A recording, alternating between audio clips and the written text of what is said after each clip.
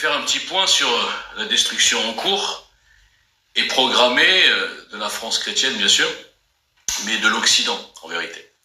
Avec quelques indices. Alors je sais que vous êtes nombreux à être des éveillés. Attendez, je relis les notes, parce que franchement, je vois rien, ça me saoule.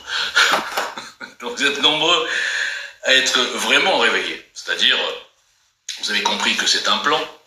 Vous avez compris que tout le monde à l'envers qu'on nous fait avaler, ou la vérité, par exemple, statistique, factuelle, qu'on peut voir en ouvrant la fenêtre, est qualifiée de raciste, facho, voire nazi. Vous avez capté que dans le monde, sur cette planète, il n'y a que les pays occidentaux, chrétiens, auxquels on interdit de défendre leur civilisation, leur histoire, leur religion, leurs racines, et dans lesquels les autochtones sont traités de fachos, racistes, dès qu'ils décrivent une certaine réalité ou une certaine crainte parfaitement justifiée. Alors pourquoi c'est ciblé sur l'Occident et les nations chrétiennes? Parce que là, nous allons aborder un aspect un petit peu, peut-être délirant pour certains. Nous sommes en présence de quelque chose de quelque peu surnaturel. C'est-à-dire que nous sommes vraiment dans le combat entre le bien et le mal. Le mal, je le qualifierais par exemple de Satan. C'est quoi la mission de Satan? Plusieurs choses. Bon, d'abord, c'est de diffuser le mal. Bon, ça c'est basique. Mais surtout empêcher le retour ou, virgule, l'arrivée du Mashiach. C'est-à-dire pour les Juifs, le Mashiach va arriver, et pour les chrétiens, Jésus va revenir. Donc, si on fait une analyse eschatologique, voire messianique, comme mon ami, mon grand ami Yosef Indy, sauf que lui est dans la propagande, moi j'essaie d'être dans la logique, eh bien on peut se dire que le retour ou l'arrivée du Mashiach ou du Messie ne se fera, ne pourra se faire, ne pourrait se faire que sur sa terre et au milieu de son peuple. D'accord? Et le peuple de Jésus, c'est qui? C'est qui le peuple de Jésus? Est-ce que vous pensez que c'est les francs? Non, le peuple de Jésus, ce sont les Juifs, qu'on le veuille ou non. En tout cas, je veux dire les Israélites, pour schématiser. C'est ces gens qui vivaient sur cette terre à l'époque, qui n'avaient rien d'islamique. Donc, partons du principe qu'il ne pourra se faire que sur cette terre, au milieu de son peuple, même si une partie de son peuple, une grande partie peut-être, n'a pas cru en lui, eh bien, l'idée de Satan, c'est de faire tout pour que ça soit impossible. Donc, qu'est-ce qu'on fait si je suis Satan, par exemple? Je suis un peu le diable sur Twitter, vu le rejet, les suspensions, les boycotts dont je suis la cible, les ironies, les menaces, les moqueries. Donc moi, je suis Satan, admettons. Qu'est-ce que je fais? Bon les gars, qu'est-ce qu'on va faire? Je vais rentrer dans vos cerveaux. Bon, les musulmans, c'est facile, parce qu'ils sont déjà éduqués dans cette folie furieuse, ce mensonge extraordinaire, comme quoi l'islam est la vérité. Le peuple juif, il faut l'exterminer, parce que, je sais pas, il fait de l'ombre, je sais pas pourquoi. Donc ceux-là, bon, c'est pas trop la peine de faire du boulot, ils le font eux-mêmes. Par contre, je vais pénétrer le cerveau d'une partie des gens qui sont chrétiens, d'accord, qui croient en Jésus. Et je vais leur mettre dans le cerveau, je schématise, que finalement leurs ennemis, c'est pas ceux qui les envahissent, qui les martyrisent, qui les mettent en esclavage, qui les égorgent tous les jours, qui veulent imposer leur code dans leur pays, c'est pas eux, c'est pas l'islam, et globalement c'est pas une partie des musulmans, ce sont les juifs. Et oui, la France d'ailleurs elle est sioniste. Donc je vais leur mettre dans la tête que la France est sioniste, je vais leur mettre plein de juifs en première ligne pour qu'ils disent « Ah oui, regardez, il est à la télé, machin, c'est lui qui dirige, etc. » Je vais même leur faire croire, pour ceux qui aiment pas trop les musulmans et l'islam, non, mais c'est pas de la faute, eux, ils sont là, mais c'est pas eux, ils ont pas voulu venir. C'est les juifs qui organisent tout ça. Donc je vais insérer ce petit virus. Comment je vais faire? C'est pas facile pour insérer un truc aussi hallucinant. Une espèce de paranoïa et une haine contre un peuple de 0,2% de la population, et leur dire c'est eux qui dirigent tout, franchement c'est pas facile.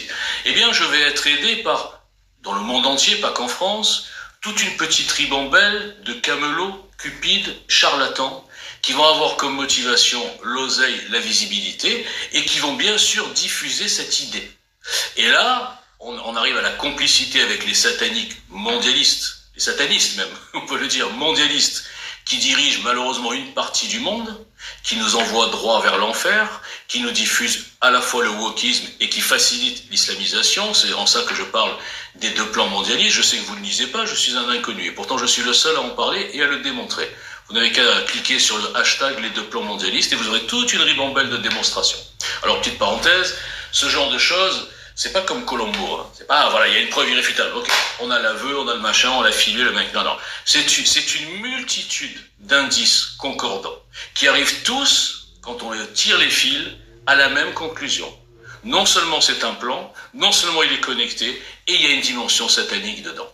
Donc je reprends. Une fois qu'on a dispatché cette fausse dissidence, contre laquelle je suis le seul à lutter, n'oubliez jamais que votre Conspiracy Watch, vos Julien Pain, vos Reichstad, vos Tristan Mendes qui me bloquent, vous savez, ils me bloquent moi, hein, alors que je lutte beaucoup mieux contre tous ces charlatans, et ils sont là pour la galerie, ils servent absolument à rien. Et au contraire, on les a même choisis exprès juifs, Tristan Mendes France et Reichstag, pour mettre dans la tête des petits cerveaux, vous êtes vraiment majoritaire sur Twitter, je parle de ces résistants à deux balles, que regardez, même la censure c'est des juifs, donc les juifs protègent le système, et les juifs sont le système.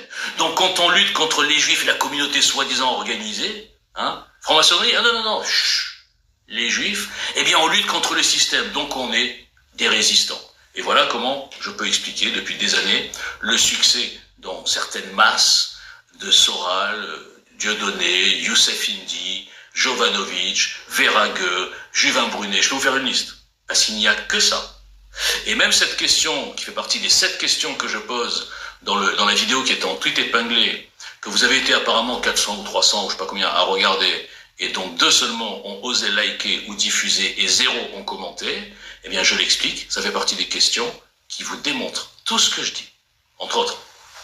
Donc je suis Satan, une fois que j'ai fait ça, qu'est-ce que je fais ? Eh bien, je cible donc l'ennemi, le leur, le juif, et pendant ce temps, mon plan Grand Reset, wokisme, immigrationniste, etc., et islamisation avance tranquille. Et nous avons donc aujourd'hui, pas une majorité, j'exagère, une partie du peuple français autochtone à patronyme chrétien, même s'ils sont certainement pas croyants, hein, parce qu'un croyant ne peut pas avaler tout ça. Donc ce sont des athées qui ont été happés, c'est très beau ça, et dans l'islamisation des esprits. L'islamisation des esprits, je le répète, ça n'est pas la conversion religieuse, ça on s'en fout, il y en a qui le font, mais c'est pas un problème. C'est tout résumé en une seule phrase. Le blanc occidental chrétien est méchant, nazi, raciste, colonisateur, esclavagiste, etc. Par-dessus ça, le juif, il a tout ça, mais en plus, il domine le monde. Ça, c'est déjà, on pose le décor. Et en parallèle, les musulmans, les Africains, tout le monde, tous les autres sont des victimes, d'accord ? Donc, il faut les protéger, d'accord ? Même si ce sont elles, en général, qui attaquent, je parle pas des guerres, hein, je parle des attentats, qui attaquent les mécréants, il faut les protéger. Donc, cette partie qui vote à 90% France Insoumise, Parti communiste, NPA, etc., des blancs soi-disant occidentaux, je répète, pas chrétiens du tout, ils sont juste athées, complètement délurés, mais ils ont des noms d'origine chrétienne, bien sûr. Eh bien, ces gens-là, ils pensent sincèrement, grâce à l'action du diable, qui les a complètement lobotomisés, qu'ils défendent le bien quand ils s'attaquent aux juifs, 350 000 en France, qui pèsent rien, ils sont même pas là pour enjuiver la France, quand ils attaquent le juif, et quand ils attaquent le français chrétien, voire pas chrétien forcément, mais en tout cas qui est patriote et qui veut défendre sa civilisation, ils pensent qu'en attaquant ces deux parties de la France, d'accord, il défend la veuve et l'orphelin. Ce même spécimen, électeur France Insoumise, est un ignare, de façon générale, puisqu'il avale la propagande du Hamas, sans jamais s'être penché sur la véritable histoire de cette terre, du peuple juif, la falsification justement de cette histoire, et qui sont les vrais colonisateurs depuis 1400 ans, et qui font ça partout, qui le font même au Liban, il y a un exemple quand même récent. Et malgré tout, ils continueront à croire, pour être dans les meutes, être dans le groupe et avoir des ennemis faciles, pas dangereux, c'est-à-dire les juifs, hein, il n'y a pas de Samuel Paty chez les juifs, vous m'avez compris, eh bien ils feront semblant de croire, non, les colonisateurs, les impérialistes, les intolérants, les violents, les menaceurs, les tout ce qu'on veut, ce sont pas du tout une partie des musulmans, mais ce sont les juifs qui font tout en douce, parce qu'ils sont surpuissants. Donc, quand vous comprenez déjà ça, vous comprenez qu'il y a une action qui est quasiment, je le dis, surnaturelle. Les preuves n'atteignent pas ces petits cerveaux. Alors, je le répète, moi j'en veux pas aux musulmans. Moi, si j'étais musulman, on m'a élevé dans l'histoire que la Palestine c'est islamique. On efface toute l'histoire. C'est comme ça que font toutes les dictatures. Toutes les dictatures, qu'elles soient religieuses ou militaires ou idéologiques, effacent l'histoire, effacent le passé. Vous l'avez même vu un exemple. Les talibans, là, je sais pas si les talibans, ils avaient détruit tous les symboles bouddhistes ou je ne sais pas quoi pour dire non, ça n'a rien existé avant l'islam. Donc, voilà ce que défendent ces gens qui se prennent pour des humanistes, qui se prennent pour des antiracistes, et quand on leur dit, mais dis-moi, tu crois vraiment que le racisme est un monopole des Blancs? Tu crois que les Arabes, en général, ils sont pas un peu racistes envers les Noirs? Et vice-versa, d'ailleurs, ou envers les Chinois? Non. C'est que le Blanc qui est raciste. Mais dis-moi, l'esclavagisme, tu crois que c'est des Blancs?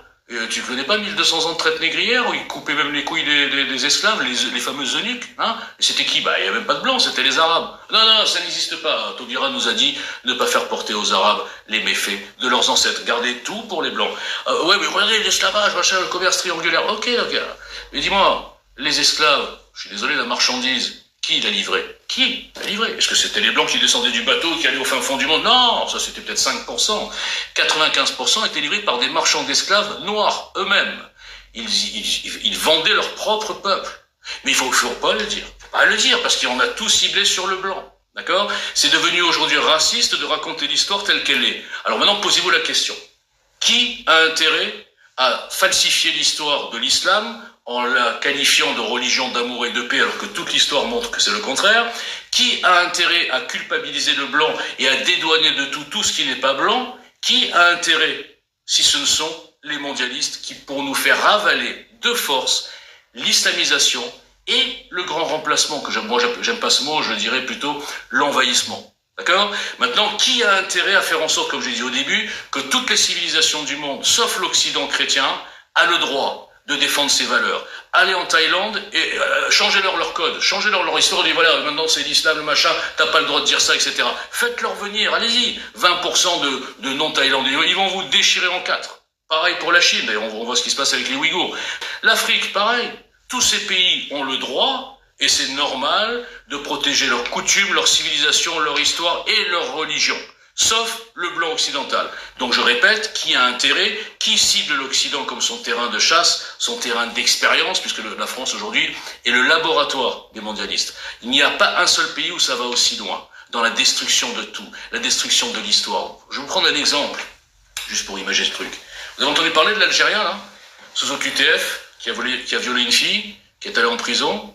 En principe, logiquement, il va en prison, il paye sa dette, on va dire, et ensuite on l'expulse tout de suite. Elle a dit, ah non, attendez, ne m'expulsez pas, je suis en pleine transition de genre, je suis en danger en Algérie. La transition de genre, je ne sais pas combien ça coûte, mais elle est payée par la France, va payer la transition de genre d'un sans-papier sous OQTF pour le protéger de son propre pays. Allons plus loin.